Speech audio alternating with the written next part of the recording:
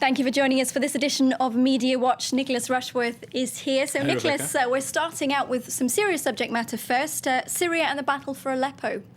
I'm going to turn to the Huffington Post, which has been covering the work of a reporter on the ground called Jenan Moussa. And there we can just see the story there. Jenan Moussa, this is Huffington Post in the French edition, and she is reporting on the Battle of Aleppo from the front line via Twitter. So she's been tweeting. She actually went in there on the 4th of August, and she's been able to tweet not hour by hour, but very regularly. Now, that has, in this Huffington Post report, what we're actually seeing is it's filling this huge gap. The reporting from the ground is almost impossible. This is one that I saw earlier today, a few hours ago, and here a house 100 meters away from us got hit by a plane, a huge explosion, and earth trembling. And following tweet, she said, "I've got to get out. I am scared.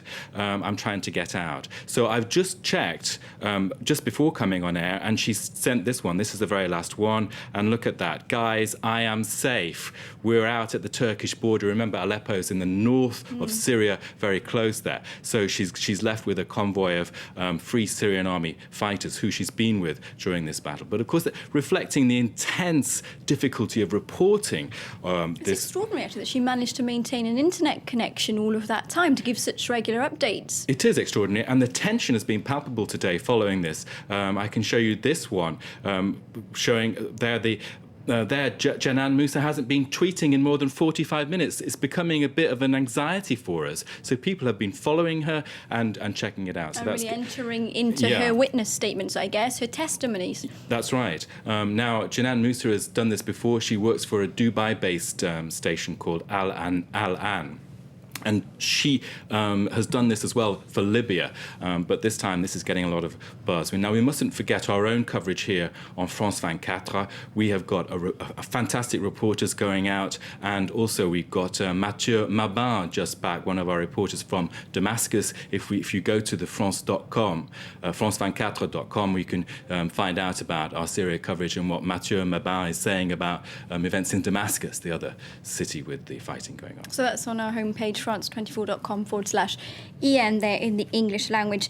Now we're going to turn to a more summary story here in France, and the presidential couple are holidaying. The paparazzi, of course, never too far away. It's a new experience for them, really, to be this deep into the limelight, as it were. Well, and they don't seem to be getting it right. Let's turn, first of all, to the front page of VSD, which is Vendredi, Samedi, Dimanche, which translates as Friday, Saturday, Sunday. It's a very popular weekend magazine here, and their front page is this photo of the presidential couple at the beach. Now, we've got a bit of middle-aged spread going on there. François Hollande's side, I think he looks great. He doesn't look bad. No, Valérie Trierweiler, she looks gorgeous too. What could be the problem? Except Valérie Trierweiler does not like this. She is a journalist herself for Paris Match. I can show you the front cover of Paris Match here. She's on it with François Hollande, dressed fully. And she called a journalist friend and said, you've got to call VSD, this magazine, and get them to not publish any of these photos of us at the beach. So what the issue was for her, whether it was about being in the front page or whether it was this is a paparazzi photo, there's no authorization, whatever, she did make that phone call. And then, of course, VSD, the magazine, replied, well, we're perfectly in our rights to do this. The reaction is from the paper, hey, guys, you've been manipulating the media since you arrived on holiday down there in the south near Saint-Tropez. And so the paper's attitude is be published and be damned. Is that really the way the French people want to see their politicians, though? So sort of stripped down, if I can put it that way. Well, look at this tweet. I can show you it. I'll just translate it for you. Has the magazine VSD actually photoshopped François Hollande's love handles, and it's getting a lot of buzz. This story here in France. Someone else who thinks they're looking good. Look at that. That one is Valérie Trierweiler with the bikini, and it's Baywatch's alert. Alert in Malibu is the French version of Baywatch. The translation being Baywatch, Malibu Watch, and that's it for Media Watch anyways. I think I would be quite proud myself if I looked like that at her age. Thanks very much to you, Nicholas Rushworth, and that was Media Watch. Stay with us here on France 24. I'll be back with the headlines in just a moment.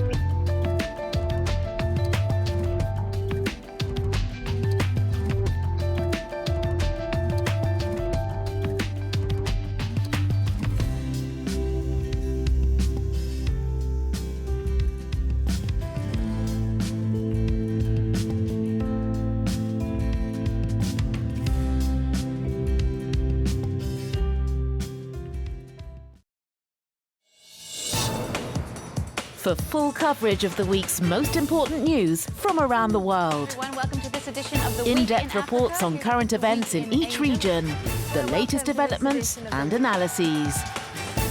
Everything you need to know about international current affairs, 6:40 p.m. Paris time, every day on France 24.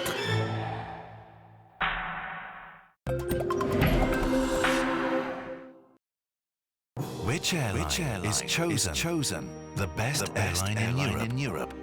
2 years in a row. We are Turkish Airlines. We are globally